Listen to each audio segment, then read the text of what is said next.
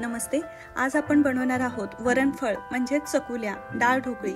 चला तर मग सुरू करूया. कुकरच्या डब्यामध्ये 1 कप तूर डाळ, अर्धा कप मूग डाळ आणि 1/4 कप मसूरची डाळ. डाळी तुम्ही तुमच्या आवडीच्या सालासहित असंही घेऊ शकता. आता ह्या स्वच्छ धुवून अर्धा तास पाण्यामध्ये भिजत ठेवायची. अर्ध्या तासानंतर याच्यामध्ये हिंग आणि थोडीशी हळद घालायची आणि कुकरला 3 शिट्ट्या द्यायच्या.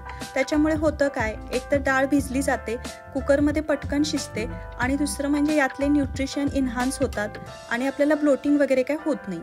आता डाळ शिजतीये तोपर्यंत घट्ट अशी ही कणिक मळून घ्यायची आणि तयारी करायची. तयारीमध्ये काय तर छोटा तुकडा खोबरं आणि लसूण खलबत्त्यामध्ये चेचून घ्यायचं, कांदा बारीक चिरून घ्यायचा, आंबट गोड लागण्यासाठी टोमॅटो किंवा कोकम सोल घालायची, लाल तिखट आणि गोडीसाठी गूळ वापरायचा, कढीपत्ता आणि कोथिंबीर आहेच. तर ही पहा, अशी ही डाळ आता घट्ट आपली शिजून तयार आहे. तर तिला रवीच्या साह्याने घोटून घ्यायची, थोडं पाणी मिक्स करायचं आणि आता आपण याला फोडणी देणार आहोत. थंडी सुरू झाली की चकुल्या खाण्यामध्ये काही वेगळीच मजा असते. आता एका पॅनमध्ये 1 चमचा तेल घाला. तेल चांगलं कडकडीत तापलं की भरपूर मोहरी घाला. मोहरी चांगली तडतडू द्यायची, नाही तर काय होतं, कच्ची मोहरी दाताखाली आली तर ती कडवट लागते. त्याच्यानंतर जिरे घालायचे. जिरे पण अगदी मस्त भाजून घ्यायचे. हिंग घालायचं, कढीपत्त्याची पानं. आता ही फोडणी व्यवस्थित भाजून घ्यायची. एकदा का ही फोडणी छान परतली गेली की याच्यामध्ये आपण चिरून घेतलेला कांदा मिक्स करायचा. आता आपल्याला कांदा कलर चेंज होईपर्यंत परतून घ्यायचा आहे. चकुल्या खरं तर हा आपला पारंपरिक पदार्थ आहे, फक्त बनवण्याची पद्धत प्रत्येकाची वेगवेगळी असते. तुम्हाला लाल तिखट वापरायचं नसेल तर तुम्ही हिरवी मिरची आणि हळद घालून साध्या वरणामध्ये पिवळ्या तसंही बनवू शकता.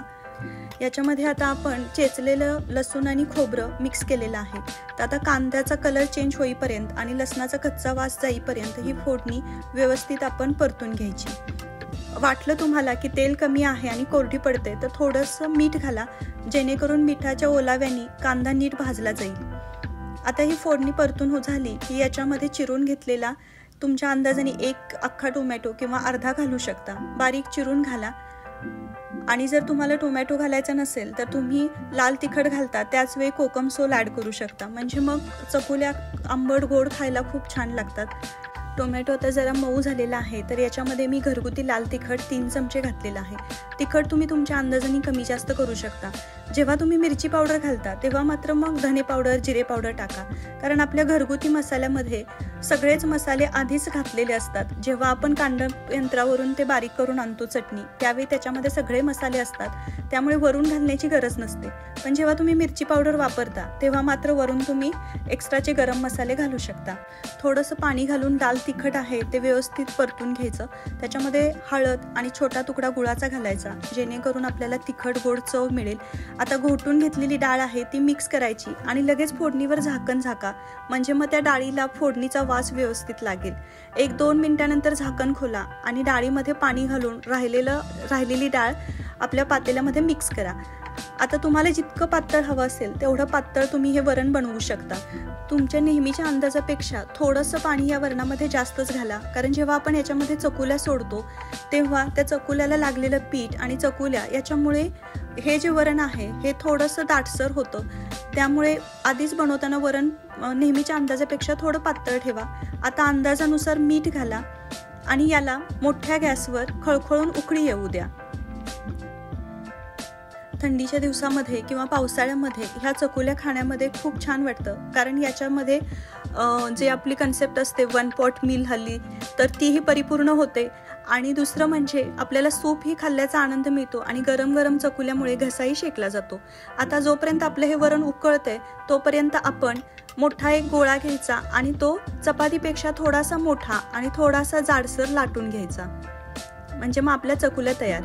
आता कणिक मळताना जर तुम्हाला आवडत असेल तर तुम्ही याच्यामध्ये बेसन पीठ, जिरा पावडर, ओवा आणि मीठ घालून पण ही कणिक मळू शकता. सध्या मी फक्त ह्या कणकीमध्ये मीठ घातलेलं आहे, बाकी काहीच घातलेलं नाही. आता ही पोळी आपल्याला एकसारखी लाटून घ्यायची आहे. ही व्यवस्थित लाटून घ्यायची, खूप पातळ करू नका, कारण पातळ केल्या की जेव्हा आपण चकुल्या गरम ह्याच्यामध्ये वरणामध्ये सोडणार तेव्हा मग कधी कधी त्या घट्ट गोळा होऊन एकमेकांना चिटकून बसतात. त्यामुळे पोळी लाटताना थोडीशी चपातीपेक्षा जाडच लाटा आणि मग आपण सुरीच्या साह्याने याला कट करणार आहोत। ही पहा, अशी एवढी पातळ चालेल। आता आपल्या वरणालाही छान उकळी आलेली आहे। तर आता आपण हे एकदा हलवून गॅस याचा थोडासा मीडियम करणार आहोत।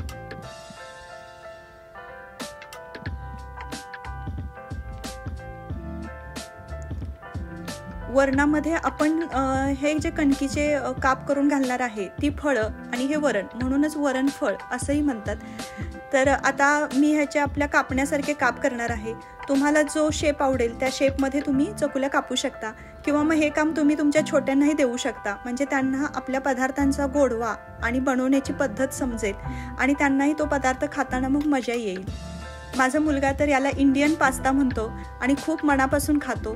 तर तुम्ही आधीपासूनच मुलांना ह्या अशा सवयी लावा आणि त्यांना आपले पारंपरिक पदार्थ खाण्यासाठी द्या।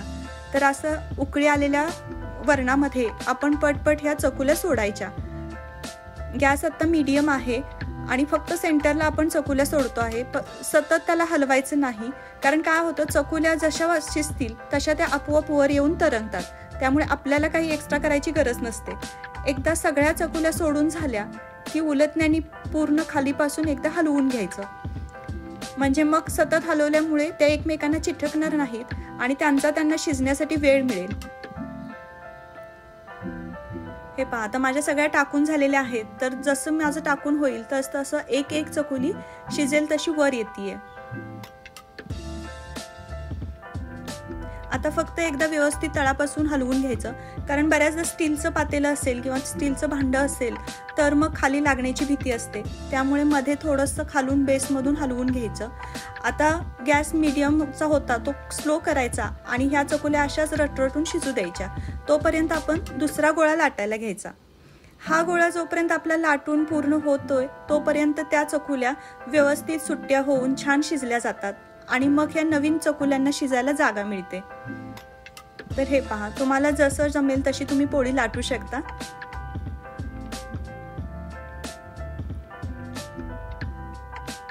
तुम्ही चकुल्या बनवायला नव्याने शिकत असाल तर मग शक्यतो पसरट नॉनस्टिकची कढई पण वापरू शकता, म्हणजे मग खाली जास्त चिकटल्या जाणार नाहीत। आता ह्या आपण कापून घ्यायच्या आणि याला जेव्हा सोडायच्या तेव्हा गॅस पुन्हा मीडियम करायचा आणि मग उकळत्या वरणामध्ये ह्या चकुल्या आपण सोडायच्या।